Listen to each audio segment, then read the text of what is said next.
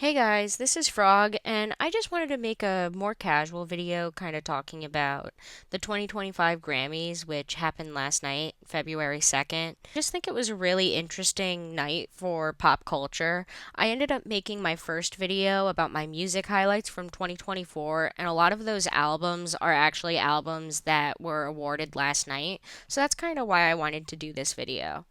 I want to start off the video by talking about Kanye West last night at the Grammys, before the Grammys even begun.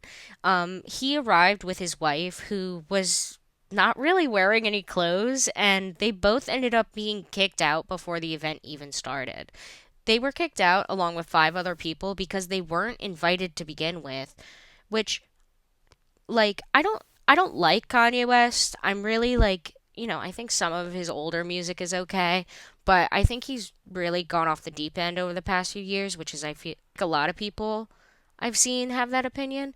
But he did put out the album Vultures this year, and love it or hate it, it personally wasn't my cup of tea, but it definitely had some people talking, especially with his song Carnival.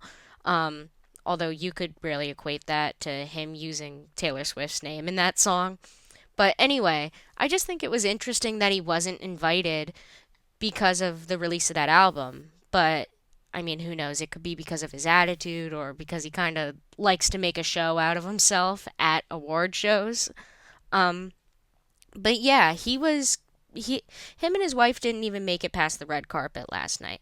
They arrived, she was practically clothesless, and they got kicked out. During the show, they repeatedly advocated for relief for the California wildfires, which I think is a really good cause, seeing how a lot of the fame has come from LA, and I think it's really good for them to want to give back to their community. A cool thing the Grammys did this year is they allowed each new artist nominee to give a performance. Sabrina Carpenter and Chappell Roan were actually already scheduled for a performance at the event. It was advertised.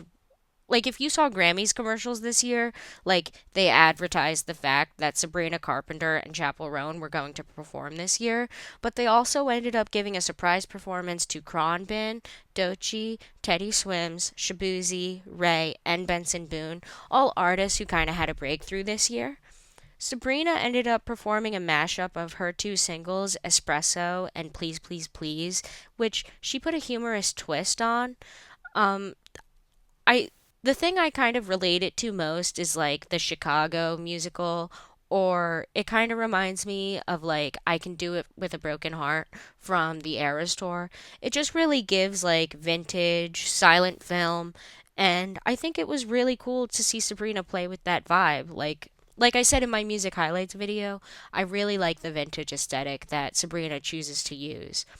She also ended up winning Best Pop Vocal Album, which was her first Grammy, and it was just really cool to see her win that after putting so much work into her success this past year.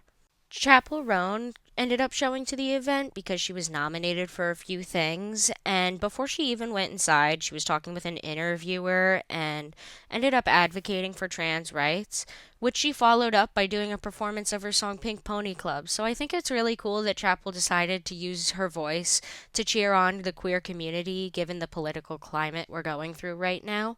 She also ended up winning Best New Artist, which I think was really well deserved for Chappell because I think if you really look at how anyone blew up this year, just seeing that Lollapalooza clip of Chappell Roan performing Hot to Go, you can tell Chappell Roan kind of broke statistics this year, which so it was just really cool to see her win this award.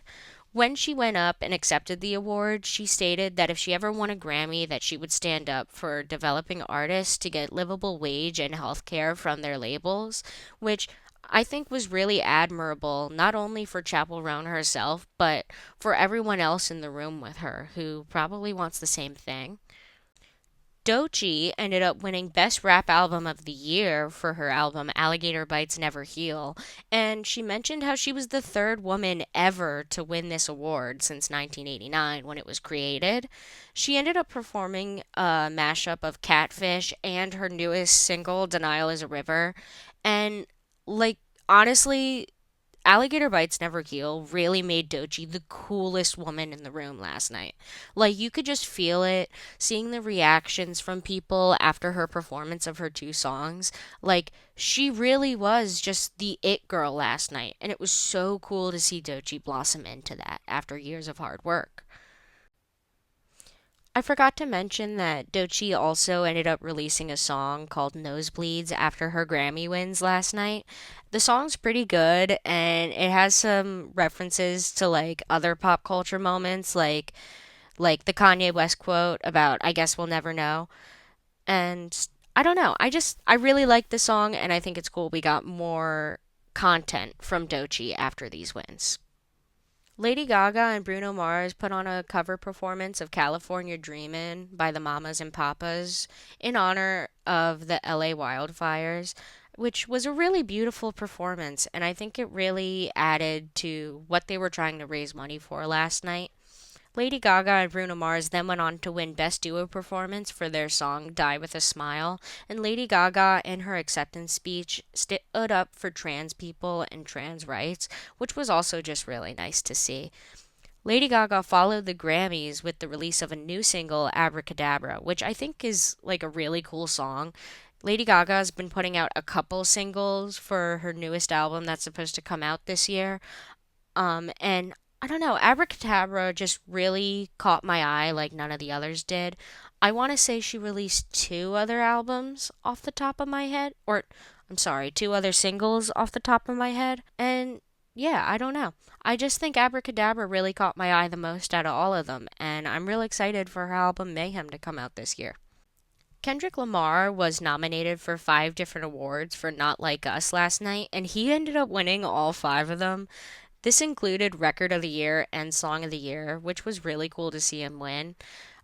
For a single that was used for, like, going back and forth with diss tracks, I think it's really cool to see it get this big. Like, everyone was dancing to Not Like Us this year. Um, Even when he came up to accept his award, there were people in the crowd at the Grammy Awards singing the lyrics back to him. This is crazy given the fact that it is the Grammy Awards, where people usually tend to be a little more quiet and like they'll dance, but they just let people go up and accept awards or do their performances. Like, you typically, I don't know, I typically don't see people singing along and dancing. So it was just cool to see Not Like Us like really get the attention it deserved this year. The last person I want to talk about is Beyonce, who really had the night of her life last night. She ended up winning Best Country Album for Cowboy Carter, which was really cool to see. She's the first black artist to ever win this award, and I mentioned it in my music highlights video that I think there's been a lot of hate for Cowboy Carter, but I think it's just like really forced at the end of the day, like to each their own, everyone can have their own opinion, but like I don't know. I just think a lot came out of Cowboy Carter.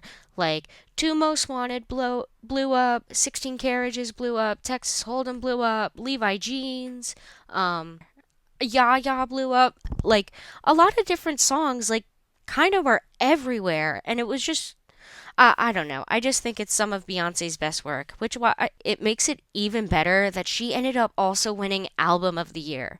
This is the first time Beyonce's ever won that in her whole career, and it's pretty well known that she's been snubbed from winning this title a few times before. So it was just really emotional to see that Beyonce finally had won her Album of the Year. And that's all I wrote down from my notes of the Grammys 2025. I know this was a more casual video and it wasn't as put together as my last one was, but I just wanted to pop in and talk about the significant moments in pop culture really quick.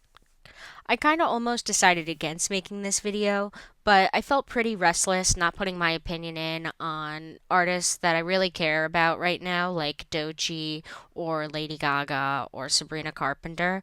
Um, yeah, I just really wanted to pop in and say a few things. So thank you for watching this video. Please tune in because I have another video coming out soon that's more put together like my last one was.